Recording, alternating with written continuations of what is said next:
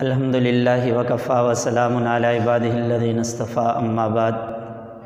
Dear student, السلام علیکم ورحمۃ اللہ وبرکاتہ. امید کرتا ہوں آپ خیریت سے ہوں گے. اسلامیات کلاس نہم لیکچر نمبر 17 ہے اور سورہ انفال جو ہے ہم نے جو اس کی آیت پڑھنی ہے 65 اور 66 ہے، کیونکہ ٹوٹل 75 آیات تھی. تو آج کے ہمارے لیکچر کے اندر جو آیتیں ہیں ان کا ترجمہ ہے وہ 65 اور 66 ہے. آئیے شروع کرتے ہیں. اعوذ باللہ من الشیطان الرجیم، بسم اللہ الرحمن الرحیم. یا ایھا النبی حرض المؤمنین علی القتال. اے پیغمبر صلی اللہ علیہ وسلم، اے نبی صلی اللہ علیہ وسلم یا پیغمبر صلی اللہ علیہ وسلم، حرض المؤمنین علی القتال، مومنین کو جہاد کی ترغیب دو. اے پیغمبر صلی اللہ علیہ وسلم، مومنین کو جہاد کی ترغیب دو، مومنین کو جہاد پر ابھارو. ان یکم منکم 20، اگر تم میں سے 20 آدمی صابرون، ثابت قدم رہنے والے ہوں گے، یغلبوا 200، تو وہ غالب آئیں گے 200 آدمیوں پر. کتنے؟ اگر تم میں سے 20 آدمی ثابت قدم رہنے والے ہوں گے تو یغلبوا 200، تو وہ ثابت قدم رہیں گے کتنے پر؟ یعنی غالب آئیں گے. جو ثابت قدم رہنے والے 20 آدمی ہیں وہ 200 پر غالب آئیں. آگے فرمایا وَإِن يَكُن مِّنكُم 100 يَغْلِبُوا، اگر تم میں سے 100 آدمی ہے جو ثابت قدم رہنے والا ہے، یغلبوا 1000 من الذین کفروا، تو وہ غالب آئیں گے 1000 کافروں پر. کیوں؟ بِأَنَّهُمْ قَوْمٌ لَا يَفْقَهُونَ، کافر ایسی قوم ہے جو کچھ بھی نہیں سمجھتے. کیا فرمایا؟ یا ایھا النبی حرض المؤمنین، اے پیغمبر صلی اللہ علیہ وسلم، مومنین کو جہاد کی ترغیب دو، مومنین کو جہاد کے لیے ابھاریے. ان یکم منکم 20، اگر تم میں سے 20 آدمی ثابت قدم رہنے والے ہیں. صابرون کا مطلب ثابت قدم رہ کر ان کے ساتھ مقابلہ کرنے والے ہیں. تو یغلبوا 200 کہتے ہیں 200 کو، تو وہ غالب آئیں گے 200 آدمیوں پر. آگے فرمایا وَإِن يَكُن مِّنكُم 100، اگر تمہارے اندر 100 آدمی ہے جو کیا ہے؟ ثابت قدم رہنے والا ہے. یغلبوا 1000 من الذین کفروا، تو وہ غالب آئیں گے 1000 کافروں پر. کیوں؟ بِأَنَّهُمْ قَوْمٌ لَا يَفْقَهُونَ، کافر ایسی قوم ہیں جو کچھ نہیں سمجھتے. آگے الآن خفف اللہ عنکم، اب اللہ نے تم سے تخفیف کر دی. خفف اللہ، تخفیف کر دی اللہ نے تم سے. وعلم ان فیکم ضعفا، اور جان لیا تمہارے اندر کمزوری، کس قدر کمزوری ہے. یعنی جس طرح ہم رسول اللہ صلی اللہ علیہ وسلم کے زمانے سے، حضور صلی اللہ علیہ وسلم کے دور سے جتنی ہمارا زمانہ دور ہوتا جائے گا اس قدر ہی ہمارے ایمان کے اندر کمزوری آتی جائے گی. تو جیسے ہی حضور صلی اللہ علیہ وسلم کا دور تھا اس میں تو 20 آدمی 200 پر غالب آ رہے ہیں.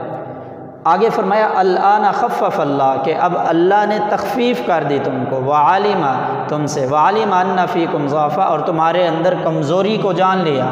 پھر فرمایا فَإِن يَكُن مِّنكُم 100 صَابِرَةٌ يَغْلِبُوا 200، اگر تم میں سے 100 آدمی ثابت قدم رہنے والے ہیں تو یغلبوا 200، تو وہ غالب آئیں گے کتنے پر؟ 200 پر. پہلے 20 آدمی 200 پر آ رہے ہیں، لیکن جب ان کے اندر کمزوری آ گئی، ایمان طاقت زیادہ نہیں رہی، فرمایا اب کتنے؟ 100 آدمی ثابت قدم رہنے والے جو ہیں وہ 200. یغلبوا 200، 200 پر غالب آئیں گے.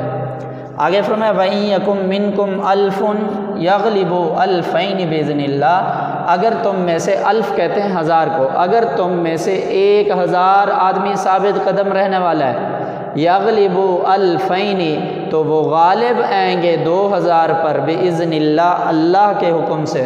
وَاللَّهُ مَعَ الصَّابِرِينَ، کیونکہ اللہ صبر کرنے والوں کے ساتھ ہے. تو آج کا جو ہمارا ترجمہ ہے 65 اور 66 نمبر آیت ہے.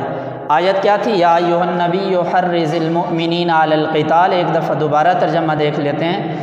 یا ایھا النبی، اے پیغمبر صلی اللہ علیہ وسلم، حرض المؤمنین علی القتال، مومنین کو جہاد کی ترغیب دو۔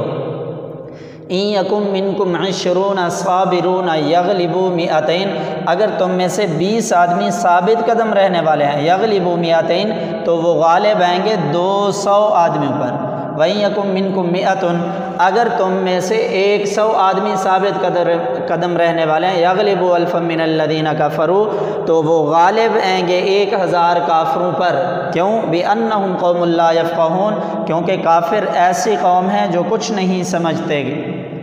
الآن خفف اللہ عنکم وعلم ان فیکم ضعفا، اب اللہ نے تخفیف کر دی تم سے، وعلم ان فیکم، اور جان لیا تمہارے اندر کمزوری کو کس قدر ہے۔ فإن یکم منکم 100، اگر تم میں سے 100 آدمی صابرۃ، ثابت قدم رہنے والا ہے، یغلبوا 200 تو وہ 200 پر غالب آئے گا۔ وَإِن یکم منکم 1000 یغلبوا، اگر تم میں سے 1000 آدمی جو ہیں وہ ثابت قدم رہنے والے ہیں، ڈٹ کر مقابلہ کرنے کے لیے کھڑے ہیں، استقامت کا پہاڑ نکلے گئے، تو یغلبوا 2000 تو وہ غالب آئیں گے 2000 آدمیوں پر اللہ کے حکم سے۔ واللہ مع الصابرین، اور اللہ صبر کرنے والوں کے ساتھ ہے۔ یہ 2 آیتیں ہیں، ان کا ترجمہ ہو جائے گا۔ آگے جس طرح ہم ترتیب سے چل رہے تھے کہ موضوعاتی مطالعے میں سے اب چوتھا چیپٹر آج سے شروع کیا ہے۔ زکوٰۃ سے کیا مراد ہے؟ قرآن و سنت سے اس کی اہمیت و فرضیت واضح کرنی ہے۔ زکوٰۃ کسے کہتے ہیں؟ اس سے کیا مراد ہے؟ لغوی معنی کیا ہے؟ اسلام کے اندر اسے کیا کہتے ہیں؟ اور اس کی اہمیت ہم نے قرآن سے بھی بتا دینی ہے، ایک آدھ آیت، اور حدیث سے بھی بتا دینی ہے، کیونکہ قرآن سے بھی بتانا ہے، قرآن و سنت دونوں سے، اور اس کے اندر آخر میں تفصیل بتا دینی۔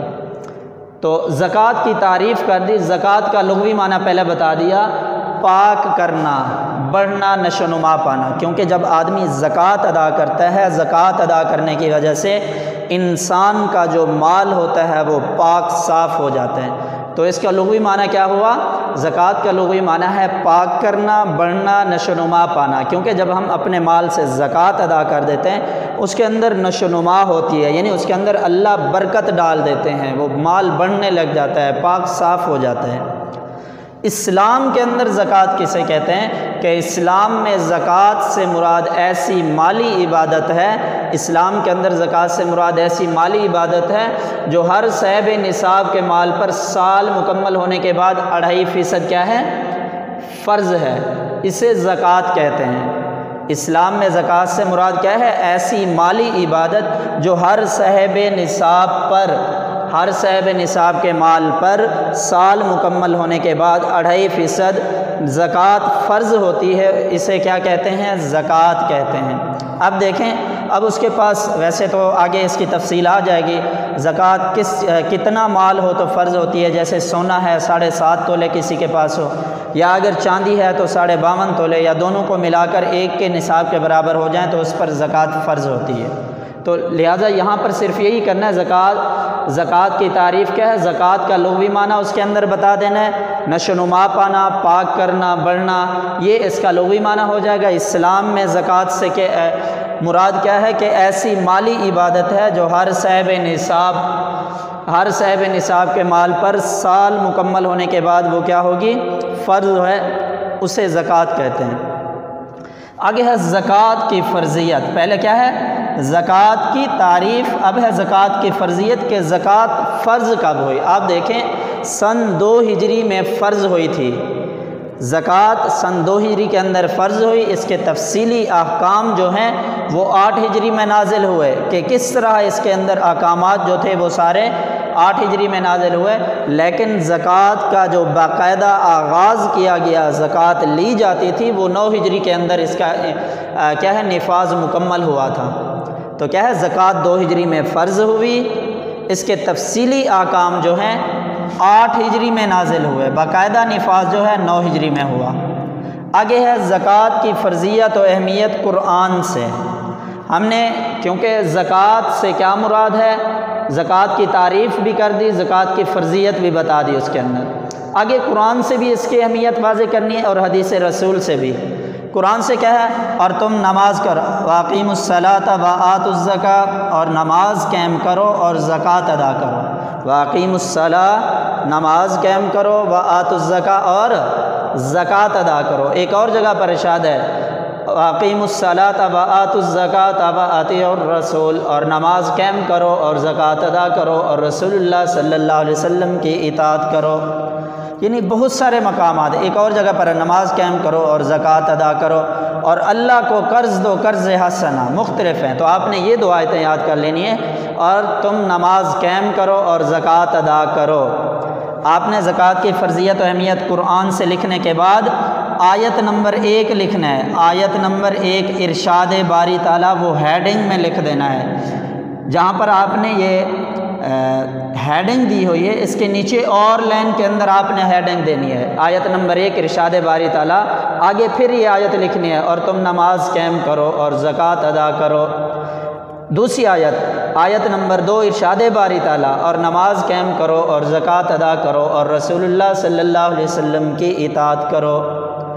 یہ دو آیتیں زکوٰۃ کی فرضیت و اہمیت کے متعلق ہو جائیں گی۔ یا دوسری اس کے علاوہ اور آیت بھی آ جاتی ہے والذین یکنزون الذھب والفضة، وہ لوگ جو سونے اور چاندی کو جمع کر کے رکھتے ہیں، سینت کر کے رکھتے ہیں، اللہ کے راستے میں خرچ نہیں کرتے۔ اور آپ صرف یہی کر لینا اور تم زکوٰۃ اور نماز قائم کرو اور زکوٰۃ ادا کرو۔ دوسری کیا ہے؟ اور نماز قائم کرو اور زکوٰۃ ادا کرو اور رسول اللہ صلی اللہ علیہ وسلم کی اطاعت کرو۔ زکوٰۃ کی فرضیت و اہمیت حدیث سے آپ دیکھیں کہ آپ صلی اللہ علیہ وسلم نے ایک بار اپنے عامل کو کسی شخص کے پاس بھیجا زکوٰۃ لینے کے لیے۔ جب یہ عامل کہتے ہیں زکوٰۃ وصول کرنے والے، تو زکوٰۃ وصول کرنے والے آدمیوں میں سے ایک آدمی کو رسول اللہ صلی اللہ علیہ وسلم نے کیا ہے زکوٰۃ وصول کرنے کے لیے بھیجا۔ جب یہ شخص اس کے پاس گیا، اس سے زکوٰۃ وصول کرنے کے بارے میں کہا، تو اس آدمی نے زکوٰۃ دینے سے کیا کر دیا؟ انکار کر دیا۔ جب اس نے انکار کر دیا، اس نے آ کر واپسی پہ آپ صلی اللہ علیہ وسلم کو عامل نے بتایا، کچھ ہی دن گزرے اس کا مال ہلاک ہونا شروع ہو گیا، تو اس کے بعد رسول اللہ صلی اللہ علیہ وسلم کے پاس وہ شخص آیا زکوٰۃ دینے کے لیے، آپ صلی اللہ علیہ وسلم نے اس سے انکار کر دیا، لینے سے انکار کر دیا۔ ایک اور جگہ ہے کہ حضور علیہ السلام نے دو عورتوں کے ہاتھوں میں کنگن دیکھے سونے کے۔ حضور علیہ السلام نے پوچھا کیا تم اس کی زکوٰۃ ادا کرتی ہو؟ انہوں نے کہا نہیں، تو آپ نے فرمایا کیا تم پسند کرتی ہو کہ تمہیں آگ کے کنگن پہنائے جائیں؟ تو معلوم ہوا زکوٰۃ کی اہمیت احادیث سے کہ اگر کوئی صاحب نصاب ہے جس پر زکوٰۃ فرض ہو رہی ہے تو اس کو کیا کرنا چاہیے؟ زکوٰۃ ادا کرنا چاہیے۔ کیا ہے زکوٰۃ کی فرضیت و اہمیت ہم نے کس سے بتائی؟ حدیث رسول سے۔ پہلی حدیث کیا بتائی کہ حضور صلی اللہ علیہ وسلم نے ایک عامل کو کسی شخص کے پاس بھیجا زکوٰۃ وصولی کے لیے۔ جب وہ شخص رسول اللہ صلی اللہ علیہ وسلم کے کہنے کے مطابق اس شخص کے پاس گیا تو اس نے زکوٰۃ دینے سے انکار کر دیا، تو رسول اللہ صلی اللہ علیہ وسلم کے پاس واپس آیا، بتایا، تو حضرت حضور صلی اللہ علیہ وسلم نے زکوٰۃ جس نے نہیں دیا اس کے بعد دیکھا کہ وہ شخص دوبارہ آپ کو زکوٰۃ دینے کے لیے آیا، کیونکہ اس کا مال ہلاک ہونا شروع ہو گیا تھا، تو آپ صلی اللہ علیہ وسلم نے اس کی زکوٰۃ لینے سے انکار کر دیا۔ دوسرا کیا بتایا؟ دوسری ایک اور جگہ پر ارشاد ہے کہ حضور صلی اللہ علیہ وسلم نے دو عورتوں کے ہاتھوں میں ایک سونے کے کنگن دیکھے، تو جب سونے کے کنگن دیکھے تو حضور صلی اللہ علیہ وسلم نے پوچھا کہ آپ کیا زکوٰۃ ادا کرتی ہو؟ انہوں نے کہا کہ نہیں۔ حضور صلی اللہ علیہ وسلم نے فرمایا کیا تم یہ پسند کرتی ہو کہ آپ کو آگ کے کنگن پہنائے جائیں؟ تو حضور صلی اللہ علیہ وسلم کا کہنے کا مطلب کیا ہے؟ اگر کوئی صاحب نصاب ہے، سونا چاندی ہے، چاندی کے برابر اس کا یعنی کہ چاندی جو ہے وہ نصاب کے مطابق ہو رہا ہے یا سونے کے نصاب کے مطابق، تو اس پر زکوٰۃ فرض ہے، اس کو زکوٰۃ ادا کرنی چاہیے۔ لہذا قرآنی آیات سے اور احادیث رسول سے ہمیں معلوم کیا ہوا تفصیل کے اندر کہ ہم نے جو قرآنی آیات پڑھی اس کے اندر بھی زکوٰۃ کی فرضیت معلوم ہوئی، اس دوسری آیت کے اندر بھی، اور دو احادیث رسول بھی، ان سے معلوم ہوتا ہے کہ جب انسان پر زکوٰۃ فرض ہو تو زکوٰۃ ادا کرنی چاہیے۔ اگر زکوٰۃ نہیں ادا کریں گے تو ہمارے لیے دردناک عذاب ہوگا۔ کیوں؟ اس لیے کہ جب ایک آدمی صاحب نصاب ہے اس پر زکوٰۃ فرض ہے تو اس کو زکوٰۃ دینی چاہیے۔ اگر ہم زکوٰۃ نہیں دیں گے تو ہمارے لیے یہ کیا ہے، عذاب کا سبب بنے گا۔ حدیث سے بھی معلوم ہو گیا اور قرآنی آیات سے بھی ہمیں کیا معلوم ہو گیا۔ تو یہ آج کا جو ٹاپک تھا، ہماری 2 آیتیں ترجمہ تھا۔ اس کے بعد یہ زکوٰۃ سے کیا مراد ہے، قرآن و سنت سے ہم نے اس کی کیا کرنی ہے، اہمیت واضح کرنی ہے۔ قرآن سے بھی بتا دیا، ان پہلے لوگ زکوٰۃ کی تعریف کی، لغوی اصطلاحی معنی اس کے اندر آ گیا ہے۔ زکوٰۃ کی فرضیت کب ہوئی، پھر زکوٰۃ کی فرضیت و اہمیت قرآن سے 2 آیتیں بتائی، پھر زکوٰۃ کی فرضیت و اہمیت احادیث رسول سے یہ 2 حدیثیں بتائی ہیں۔ پھر تفصیل کے ہمیں ان آیات سے اور احادیث رسول سے جو سبق ملتا ہے کہ اگر کوئی آدمی صاحب نصاب ہے تو اس پر زکوٰۃ کیا ہے، فرض ہے۔ جب اس پر زکوٰۃ فرض ہو گئی ہے تو اس کو اس کے مطابق کیا کرنا چاہیے، اپنے مال سے زکوٰۃ ادا کرنا چاہیے۔ تو یہی وجہ ہے کہ اگر کوئی آدمی زکوٰۃ دینے سے انکار کرتا ہے تو حضرت ابوبکر صدیق رضی اللہ تعالیٰ عنہ نے جب دیکھا کہ مسیلمہ کذاب کا جب دور تھا، اس وقت بھی جنہوں نے زکوٰۃ سے انکار کیا تھا ان کے خلاف کیا کیا، جہاد کیا۔ تو یہی وجہ ہے کہ اپنے مال سے انسان کو کیا کرنی چاہیے، زکوٰۃ ادا کرنی چاہیے۔ مکمل لانگ سوال ہے، اس کو صحیح طریقے سے اپنے پاس نوٹ کر لینا ہے، باقی یہ ترجمہ مکمل یاد کر لینا ہے۔ اس پر اللہ ہمیں بھی اور آپ کو بھی عمل کرنے کی توفیق عطا فرمائے۔ السلام علیکم ورحمۃ اللہ۔